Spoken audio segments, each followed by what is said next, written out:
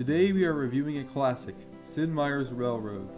Sid Meier's Railroads is a game spanning many ages and much of the globe. Each campaign with its own unique trains, resources to collect and deliver, time periods, and unique objectives and challenges. Your goal is to outcompete the other railroad barons' companies and to rise to be the dominant railroad monopoly in a country and time period of your choosing. If you are a fan of railroading or rail history, this game is right up your alley. But even if you are not, it makes for a highly competitive brain teaser of an RTS. The game starts you off with an initial investment in a currency dependent on the country the game is played in. You must use this money to forge rail links between towns and to purchase trains.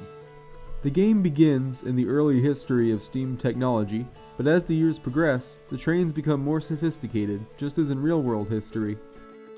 Just as during the Industrial Revolution, as time progresses, countries become more and more linked by rail networks, and far-flung towns are able to ship goods back and forth at a record pace.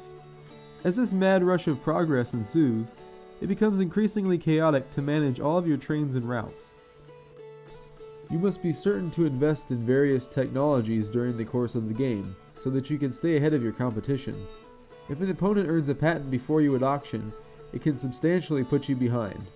You also need to make certain to upgrade stations and purchase various factories, as this will offer a greater variety of goods to transport.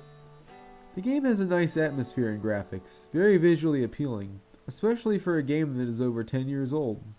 I like to think of it like a finely aged wine. You can purchase stock of opponents' companies and rake in profits as they do. The game even has a LAN feature, where you can compete with your friends over a local area network. Overall, Sid Meier's Railroads is a highly enjoyable, competitive, and charming game.